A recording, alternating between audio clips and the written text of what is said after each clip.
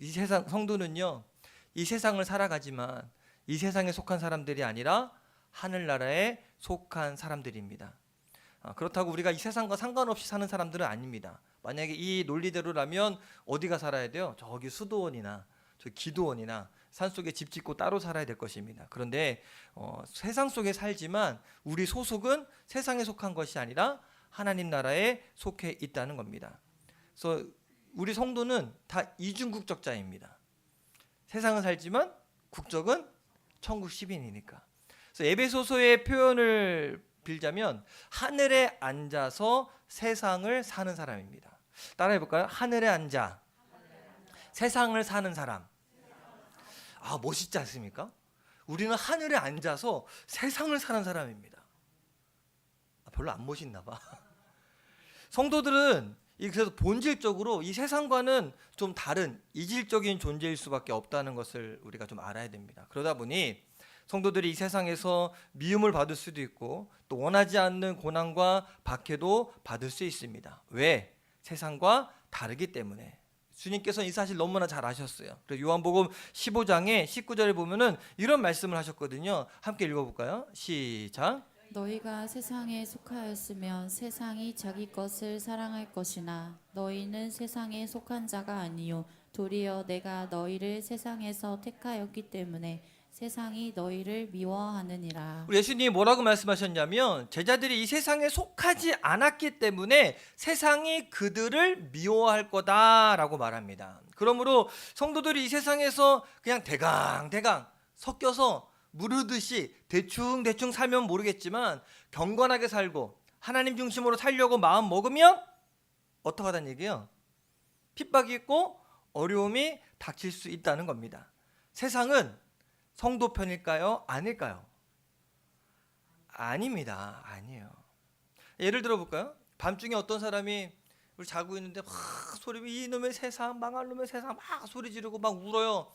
그러면 그 사람의 얘기를 듣고 술을 마셨네, 힘든가 보다 생각할 거예요. 그리고 그 사람한테 별말 안 하고 넘어갈 수도 있어요. 근데 길가에서 찬송가 부르면서 예수 믿으세요 라고 지나가면 뭐라 그럴까요? 혼자나 잘 믿지 왜 다른 사람을 괴롭히냐고 뭐라 합니다. 똑같은 이야기인데도 불구하고 똑같은 소리인데도 불구하고 술 먹고 고함 치는 거는 용납해 주는데 예수 믿으라고 전도하는 거는 용납이 안 됩니다. 그뿐만 아니라 우리 이상하게 요즘에는 주 5일째면 토요일도 쉬잖아요. 근데 이상하게 사람들이 주일날 약속을 잡습니다. 우리 예배 드리는 거 뻔히 알면서. 왜 그럴까? 왜? 우리는 세상에서 미움받는 그런 천국 시민권을 가진 사람들이기 때문에. 그래서 하나님 나라 백성인 성도들이 이 세상에서 그 유혹과 미움을 이기고 승리하는 삶 결코 쉽지 않습니다.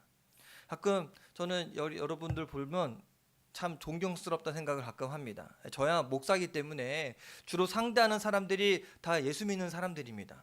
솔직하게 얘기하는 거예요. 만나면 거의 다 목사님들 만나고 그러기 때문에 거의 주변에 안 믿는 사람들을 만날 일이 거의 없습니다. 근데 여러분들 어떠세요? 믿지 않는 가족, 믿지 않는 이웃, 믿지 않는 직장 동료, 믿지 않는 학교 친구들, 그 친구들 사이에서 일주일 동안 믿음을 잘 지키고 주일날 교회 와서 예배하고 봉사하는 것 참 감사한 거리입니다. 어떤 면에서는 목사님 저보다 여러분이 훨씬 낫다는 생각도 합니다. 왜? 세상에 살면서 예수 믿는 거 굉장히 힘들고 어렵기 때문에 그래요. 혹시 여러분 세상 살면서 예수님 믿는 것 때문에 불편함을 느껴보셨습니까? 다 느껴요? 네. 지금 오늘 여기 앞에 박명수 권사님, 안병성 도님은 벌써 불편하잖아. 오늘 마을 대동해요. 지금 하고 있죠? 네, 지금 하고 좀 늦게 오셨는데 벌써 마음이 불편한 거예요. 여기 노인 회장님이신데도 이게 불편한 거예요. 왜 그러냐면 이 아주 정상적인 거예요, 사실은. 왜 그러냐면 세상이 불편하게 느끼는 것이 세상과 다르기 때문에 어떻게 보면 굉장히 지극히 정상하고 당연한 겁니다. 제가 치아를 치료해서 이렇게 씌우는 작업을 했거든요. 근데 나중에 다시 한번 교정을 한다고 일주일 동안 이렇게 꼬다리 같은 걸 달려있는 걸 이렇게 해주더라고요. 일주일 동안 그 꼬다리 때문에 얼마나 불편한지 몰라요. 언제까지 불편할까요? 안 익숙해지더라고요. 그래서 나 빨리 해달라고, 나 괜찮으니까 빨리 해달라고 그래서 그거를 꼬다리를 잘라내고 나니까 괜찮아지더라고요. 근데 세상이 봤을 때 우리가 그렇다는 거예요. 다르기 때문에 그냥 우리가 싫은 거야.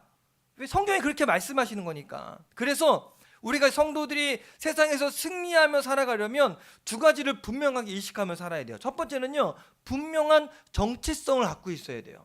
정체성이란 우리가 누구에게 속해고 어디에 속해 있느냐, 아주 중요한 겁니다. 여러분들은 어디에 속해 있는 사람들입니까? 천국에 속한 사람, 하늘에 속한 사람. 그래서 우리는 나는 하나님께 속했고 하나님 나라의 시민이다. 이 의식을 결코 잊어버리면 안 됩니다. 따라해 볼까요? 나는 하나님께 속했고 하나님 나라의 시민이다. 잊어버리면 안 됩니다. 두 번째는 성도의 삶의 방식은 세상과 다르다는 것을 분명하게 의식하며 살아야 됩니다. 세상에 속한 사람들은요, 이 세상의 법칙, 이 땅의 상식을 따라 살아가면 됩니다. 그런데 우리는 그럼 될까요? 법만 잘 지키면 될까요? 저와 여러분들은 하나님 나라의 법칙, 하나님 말씀을 따라 사는 사람들입니다.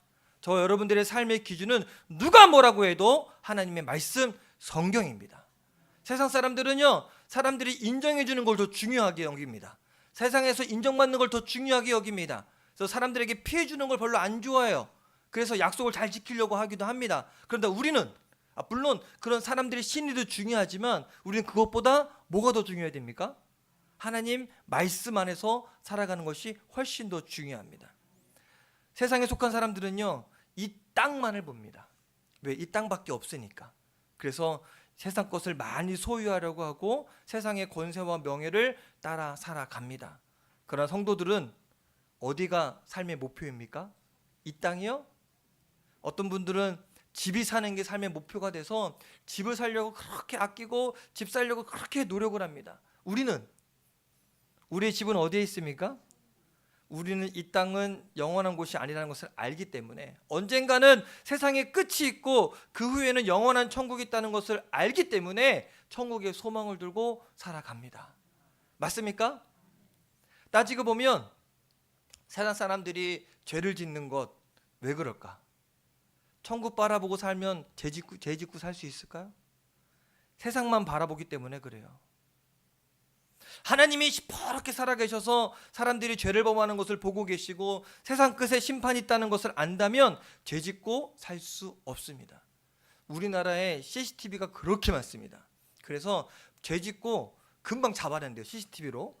근데 CCTV보다 더 우리를 잘 보시는 분이 계십니다. 누굴까요? 하나님. 숨길 수 있을까요? 우리 속까지, 머리털까지 다 세시는 분이 우리 하나님이십니다. 혹시 여러분 머리털 몇 가닥인지 아시는 분? 아침에 머리 감을 때 이만큼씩 빠지잖아요. 근데 하나님은 그 빠지는 개수까지도 다 계산하신다는 거예요. 그래서 죄 짓고 살 수 없어요. 악한 마귀는 사람들을 죄로 이렇게 이끌어서 넘어뜨릴 때 끝을 보지 못하도록 유혹합니다. 대신에 당장 눈 앞에 이 쾌락만을 보게 하고 그것에만 집중하도록 합니다. 태초에 하나님이 천지를 창조하시고 아담과 하와를 만드신 다음에 그 아담과 하와에게 하나님이 분명히 명령하셨죠. 동상 중앙에 있는 나무의 실과는 먹지 말아라. 먹으면 죽는다. 근데 마귀가 그 어떻게 꼬셨습니까? 뭐라고 꼬셨어요? 야, 너 먹으면 너 눈이 밝아져서 하나님 같이 될 거야. 근데 그 뒤에 얘기해 줬어요, 안 해줬어요? 마귀가 알았을까요, 몰랐을까요?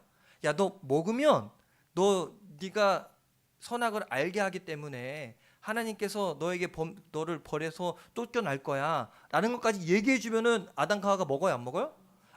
뒤에 결과를 얘기하지 않고 그 앞에 것만 이야기합니다. 결코 선악을 알게 하는 나무의 열매 따 먹을 수밖에 없게끔 그렇게 유혹을 합니다. 왜 사람들이 노름이나 도박으로 패가 망신합니까? 당장 눈 앞에 있는 것만 보기 때문에 그렇습니다. 우리 하윤이가 여기 없으니까 하윤이가 얼마 전에 이제 그 고속도로에 가면 휴게소 들리잖아요. 휴게소 가면 꼭 있는 게 있어요. 인형 뽑기 기계가 있어요. 그렇게 하고 싶어요. 근데 얘는 못 뽑아. 애가 뭐 어떻게 뽑겠어요? 근데 내가 보니까 뽑을 수 없게끔 만들어놨어. 이게 이렇게 막 잡아요. 한 판 하는데 1,000원이에요. 1,000원하고 한 판만 더, 한 판만 더, 한 판만 더. 그 자리에서 10,000원을 그냥 샥 하는 거예요. 저는 안 해주거든요. 근데 지난번에 할머니 할아버지하고 같이 이제 대구에 결혼식 가냐고 가는데 할머니 할아버지한테 가서 1,000원만, 1,000원만, 1,000원. 야, 이걸로 차라리 다른 걸 사 먹어. 얘는 눈앞에 그것만 보는 거예요. 그것만. 그래서 다 하고 나서 나중에 결국에 안 되고 나면 이제 털어버리거든요. 근데 그게 자기 돈이었으면 아까웠을 텐데 지 돈이 아니니까 아깝지 않은 거예요. 대부분의 죄를 지는 사람들은요, 눈 앞에 있는 것만 봐요. 그래서 용감하게 죄를 범합니다. 만약 여러분이 죄를 지을 때마다 여러분의 죄가 신문이나 인터넷에 낱낱이 공개된다면 죄 질 수 있습니까? 정치인들이 왜 이렇게 속이고 남을 이렇게 함부로 막 합니까? 드러날 걸 모르기 때문에. 만약에 드러날 걸 안다면 그렇게 비리를 저지를 수 있을까요? 아마 못할 겁니다. 죄의 결과를 모르기 때문에, 아무도 모를 것이라 생각하기 때문에 사람들은 죄를 범합니다. 만약 이 땅을 살아가는 우리 성도들이 죄의 유혹에 빠지지 않고 하나님 나라에 충성할 수 있는 것, 바로 그 이유가 우리는 세상 끝 천국을 바라보기 때문에 그래요. 우리는 땅만 바라보지 않고 천국을 바라보기 때문에 이 땅의 유혹에 넘어가지 않습니다. 그래서 핍박을 받을 수 있고 어려움 당할 수 있지만 그래도 절망하지 않고 세상을 살아갈 수 있습니다. 왜? 이 끝이 어떻게 될 줄 알기 때문에. 그래서 로마서 5장 3절 4절에 보면 이런 말씀이 있어요. 함께 읽어볼까요? 시작. 다만 이뿐 아니라 환난 중에도 즐거워하나니 이는 환난은 인내를, 인내는 연단을, 연단은 소망을 이루는 줄 알미로다. 여러분, 환난 중에 즐거워하십니까? 환난 중에 즐거워하십니까? 이제 좀 있으면 이제 모종하고 농사지잖아요. 박호사님 뭐 고추 많이 하셨죠? 갑자기 환난이 왔어. 고추모가 싹 죽었어. 아싸, 죽었다. 좋아합니까? 목사님, 큰일 났어요. 어떡해 이게 어떡해. 근데 환난 중에도 즐거워한다라고 이야기해요. 저 여러분들이 힘든 이 세상에서 소망을 가지고 사는 이유, 그 현상만 바라보고 그 환난만 바라보는 것이 아니라 이 땅의 마지막이 어떻게 될 것인지 이미 알고 있기 때문에 그래요. 그렇다면 왜 이 땅의 어려움, 이 땅에 힘들고 환난이 있는데 왜 제자들을 이 세상에 남겨놓고 그렇게 불편하게 살아야 되고 고난당하고 이 박해당하고 하도록 그렇게 내버려 두셨을까? 오늘 저 여러분들 이 세상에서 힘들게 사는 게 좋습니까? 주님과 함께 행복하게 사는 게 좋습니까? 그래도 좀 빨리 좀 데려갔으면 좋지 않겠습니까? 그렇죠. 그럼 우리 연세 드신 권사님들은 아유, 목사님 아직 한창인데 그렇게 얘기할지도 몰라요. 근데 하나님이 그렇게 하신 이유가 사명 때문에 그렇습니다. 한마디로 하나님은 저와 여러분들에게 이 땅을 살도록 명령하셨어요. 이 땅에 어느 누구도 내가 태어나고 싶은 사람 아무도 없습니다. 혹시 그런 분 계세요? 나 이 땅에 태어나고 싶어 태어났다. 나는 전시로 태어나고 싶어 태어났다. 어느 누구도 없어요. 하나님이 그렇게 명령하고 태어나게 하신 거예요. 예수 믿는 것 때문에 사랑하는 가족들에게 싫은 소리도 들을 수 있습니다. 세상 사람들로부터 미움 받을 수 있습니다. 그럼에도 불구하고 우리가 이 땅을 소망 중에 사는 이유는 우리에게 사명이 있기 때문에 그렇습니다. 그래서 이 땅에 사는 모든 성도들은 다 사명자들입니다. 주님은 오늘 저와 여러분들에게 이 세상에 남겨두시고 사명을 따라 살아가기를 원하십니다. 오늘 이 요한복음 16장은 이런 이야기들을 다루고 있습니다. 주님은 제자들에게 사명을 주셨고 또 동시에 세상을 이길 수 있는 아주 기가 막힌 비밀을 알려주셨습니다. 그래서 우리가 그 비밀을 알고 세상을 이기는 삶을 삽시다. 자, 그렇다면 주님이 주신 세상을 이기는 비밀은 무엇일까? 첫 번째로요, 먼저 성령을 받고 성령님과 함께 이 땅을 살아가야 합니다. 주님은 제자들만 이 땅에 남겨두신 것이 아니라 보혜사 성령으로 오셔서 영원히 그들과 함께 할 것이라 라고 이야기했어요. 요한복음 14장에 보면 예수님께서는 제자들에게 이미 성령님에 대해서 가르쳐 주셨어요. 그리고 앞으로 오실 보혜사 성령님이 우리 안에 영원히 함께 할 것이라고 이야기하셨습니다. 그리고 오늘 이 요한복음 16장에서는요 7절 말씀에 주님의 십자가의 죽음을 예견하고 근심하고 슬퍼하는 제자들을 향해서 이렇게 이야기합니다. 7절 같이 한번 읽어볼까요? 시작. 그러나 내가 너희에게 실상을 말하노니 내가 떠나가는 것이 너희에게 유익이라. 내가 떠나가지 아니하면 보혜사가 너희에게로 오지 아니할 것이요 가면 내가 그를 너희에게로 보내리니. 자, 예수님 여기에 보니까 떠나가는 것이 너희에게 유익이다. 내가 가면 보혜사 성령을 너희에게 보이시라 라고 이야기합니다. 예수님은 당신의 제자들과 함께 있는 것보다 떠나는 것이 더 유익이라고 말하거든요. 왜 그럴까? 예수님이 떠나야 성령님이 오시니까. 제자들이 잘 이 얘기를 이해하지 못했어요. 그냥 떠나는 게 싫은 거예요. 가지 말라고 붙잡습니다. 그래서 떠난다고 하니까 그냥 슬퍼하고 근심했습니다. 헨리 나우엔이라는 영성학자가 있는데 그가 쓴 글에서 창조적인 떠남이라는 말을 합니다. 이게 어떤 얘기냐면 자녀들을 키우다 보면 자녀들이 성장하고 더 어른스러워지는 기회가 옵니다. 그때가 언제인 줄 아십니까? 우리 하리가 제일 막내잖아요. 우리 교회 하리를 키울 때 하리가 언제 쑥 크는지 아십니까? 어린이집 갈 때요. 유치원을 갈 때요. 부모 품을 떠나서 그런 다른 세상에 갈 때 아이는 그 순간 상당한 충격을 받습니다. 왜? 엄마 품에서 엄마가 해주는 거 다 해주다가 거의 규칙이 생기고 규율이 생기고 내가 전에는 엄마가 주는 거 하나만 받아 먹으면 되는데 수많은 아이들로부터 경쟁을 해야 그걸 받아 먹는 그 상황에 처하면 아이들 충격을 받습니다. 그런데 이 떠남이 아이들로 하여금 엄마의 세계가 아닌 또 다른 세계가 있음을 알게 하고 그만큼 성장하게 됩니다. 만약 아이들이 부모를 떠나지 않는다면 그 아이는 정상적인 아이로 자라나지 못할 것입니다. 자녀가 부모로부터 떠남으로 더 성장하는 것, 이것이 바로 창조적인 떠남입니다. 그래서 보내줄 때는 보내줘야 돼요.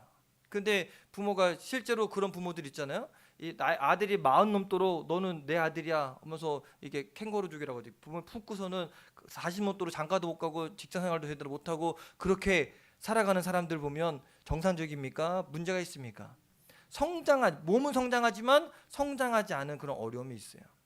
마찬가지로 예수님은 지금까지 육신으로 제자들과 함께 했습니다. 그런데 육신은 늘 공간과 시간의 제약을 받습니다. 성령님은요 시간과 공간의 제한을 받지 않고 제자들과 늘 함께 할 수 있습니다. 나중에 성령의 임재를 경험한 제자들은요 이 놀라운 비밀을 그때서야 이해했습니다. 예수님의 떠남으로 성령님이 제자들에게 임했고 그 성령님의 역사로 말미암아 사도행전의 이야기를 써내려갈 수가 있었습니다.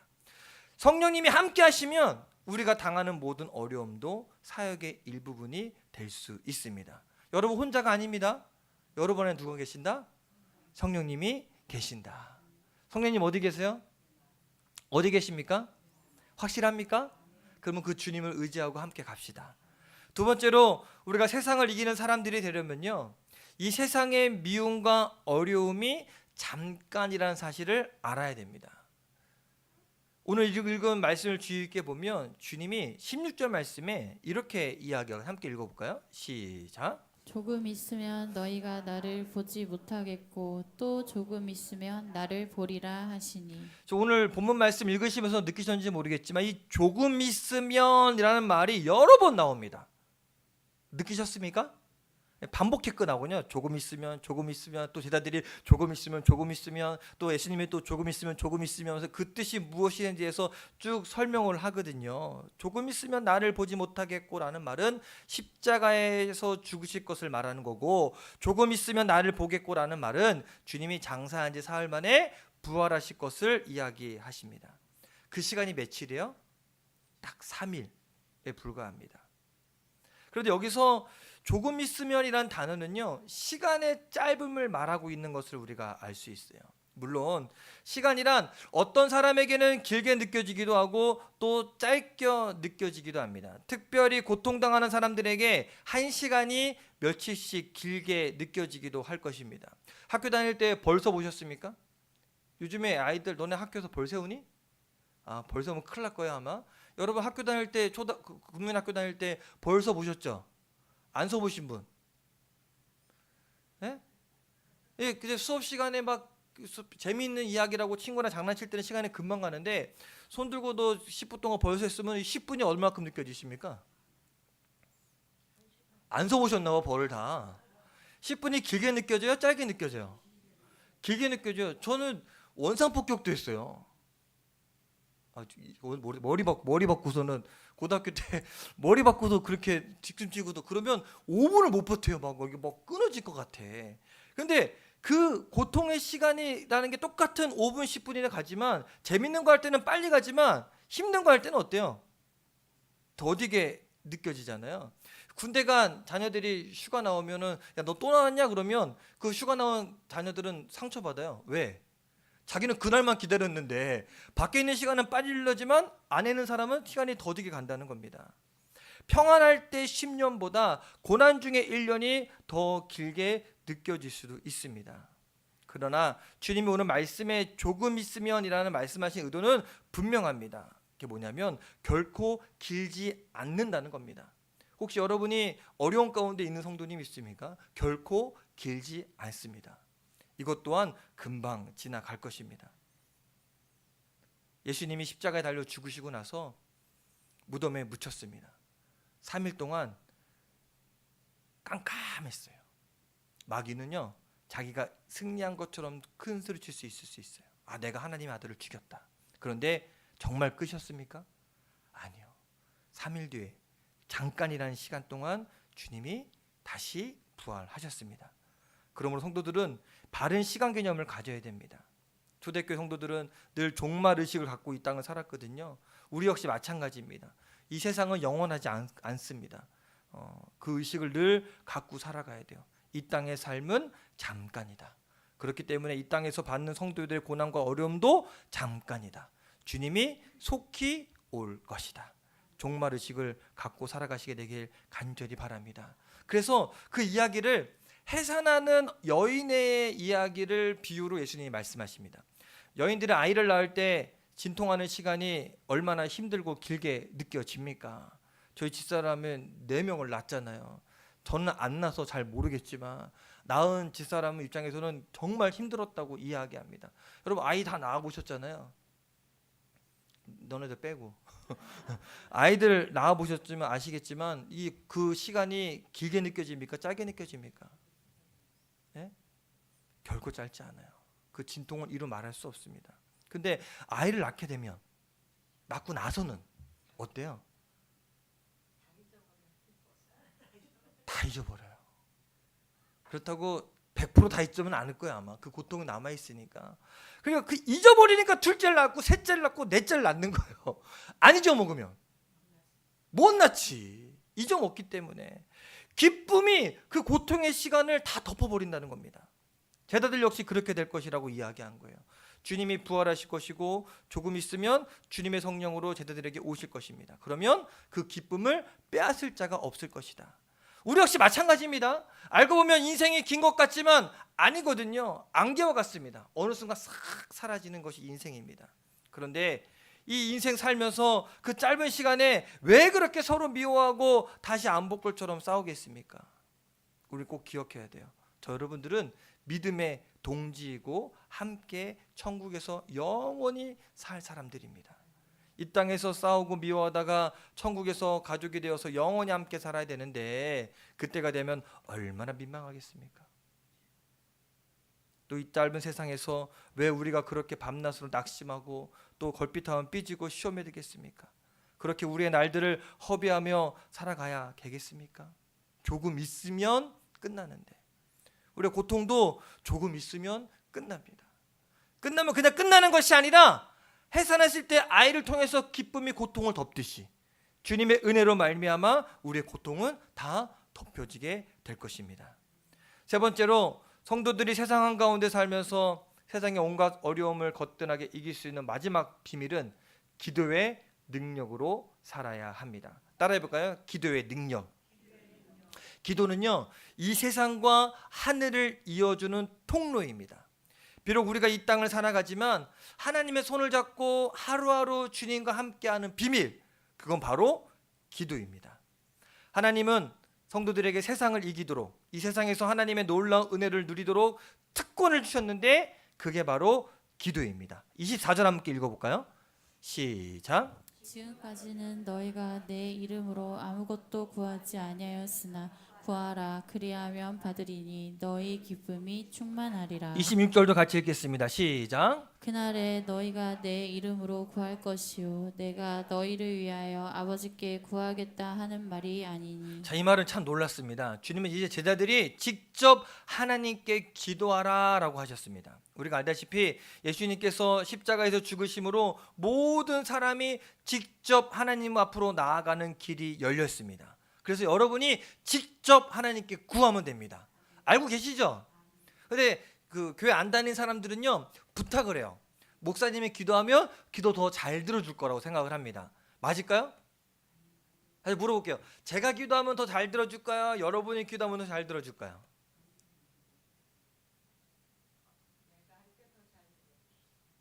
정답. 근데 또 제가 이렇게 신앙생활 해보면 초신자가 기도하는 기도는 하나님 잘 들어주세요. 우리 안병성도님 기도는 잘 들어주실 거예요. 아, 진짜로.